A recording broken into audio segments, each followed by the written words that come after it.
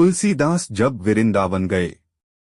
तुलसीदास उस समय वृंदावन में ही ठहरे थे। वे भंडारों में विशेष रुचि नहीं रखते थे, लेकिन भगवान शंकर ने गोस्वामी जी को नाभाजी के भंडारे में जाने की आंतरिक प्रेरणा दी। तुलसीदास जी ने भगवान शंकर की आज्ञा का पालन किया और नाभाजी के भंडारे में जाने के लिए चल दिए। लेकिन थोड़ी देर हो गई, जब गोस्वामी जी वह पहुँचे तो वह संतों की बहुत भीड़ थी। उनको कहीं बैठने की जगह नहीं मिली, तो जहाँ संतों के जूते चप्पल पन्हियां पड़े थे वो वही ही बैठ गए। अब सभी संत जान भंडारे का आनंद ले रहे थे और अपने अपने पात्र साथ लाए थे, जिसमें प्रसाद डलवा रहे थे। आज भी वृंदावन की रसिक संत भंडारे में अपने अपने पात्र लेकर जाते हैं। तुलसीदास जी कोई पात्र बर्तन नहीं लाए। अब भंडारा भी था तो खीर का था, क्योंकि हमारे बांके बिहारी को खीर बहुत पसंद है। आज भी राजभोग में 12 महीने खीर का ही भोग लगता है। अब जो प्रसाद बांट रहा था वो गोस्वामी जी के पास आए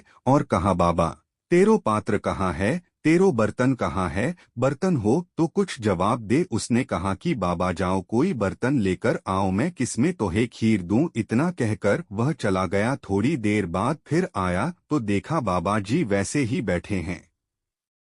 फिर उसने कहा, बाबा मैंने तुमसे कहा था कि बर्तन ले आओ, मैं तोहे किसमें खीर दूं। इतना सुनते ही तुलसीदास मुस्कराने लगे और वहीं पास में एक संत का जूता पड़ा था। वो जूता परोसने वाले के सामने कर दिया और कहा, इसमें खीर डाल दो। तो वो परोसने वाला तो क्रोधित को उठा, बोला, बाबा पागल होए गयो है, का इसमें खीर लोगे। उल्टी सीधी सुनाने लगा। संतों में हलचल मच गई। श्री नाभाजी वहां दौड़े आए तो गोस्वामी जी के आंखों में आंसू भर आए और कहा कि ये जूता संत का है, और वो भी वृंदावन के रसिक संत का, और इस जूते में ब्रजरज पड़ी हुई है, और ब्रजरज जब खीर के साथ अंदर जाएगी तो मेरा अंतःकरण पवित्र हो जाएगा। जैसे ही सबने गोस्वामी जी की ये बात सुनी तो उनके चरणों पर गिर पड़े। सर्ववंध महान संत के ऐसे दैन्य को देखकर सब संत मंडली अवाक रह गई। सबने उठकर प्रणाम किया। उस परोसने वाले ने तो शतवार क्षमा प्रार्थना की।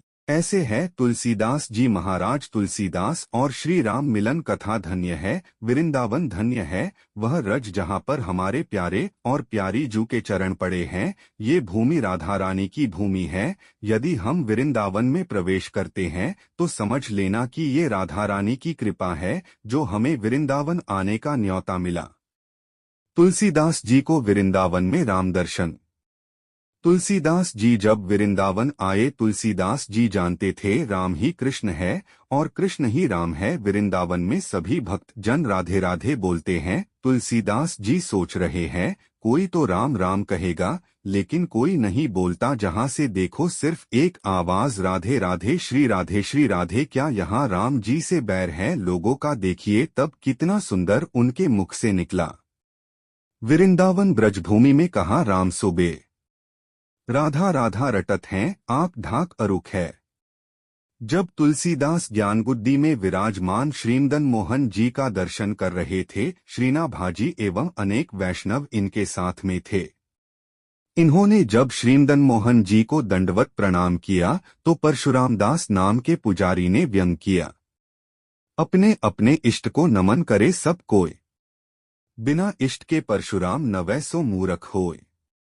श्री गोस्वामी जी के मन में श्री राम कृष्ण में कोई भेदभाव नहीं था, परंतु पुजारी के कटाक्ष के कारण आपने हाथ जोड़कर श्री ठाकुर जी से कहा है, ठाकुर जी हे राम जी, मैं जानता हूँ कि आप ही राम हो, आप ही कृष्ण हो, लेकिन आज आपके भक्त में मन में भेद आ गया है। आपको राम बनने में कितनी देर लगेगी? आप राम बन जाइए ना। कहा, कहो छवि आज की भले बने हो नाथ, तुलसी मस्तक नवत है, धनुष बाण लो हाथ। ये मन की बात बिहारी जी जान गए और फिर देखिए क्या हुआ। कित मुरली कित चंद्रिका कित गोपिन के साथ, अपने जन के कारणे कृष्ण भये रघुनाथ। देखिए कहा तो कृष्ण जी बांसुरी लेके खड़े होते हैं गोपियों और श्री राधा रानी के साथ, लेकिन आज भक्त की पुकार पर कृष्ण जी साक्षात रघुनाथ बन गए हैं और हाथ में धनुष बाण ले लिए हैं। बोलिए तुलसीदास महाराज की जय, श्री रामचंद्र महाराज की जय, कृष्ण जी महाराज की जय।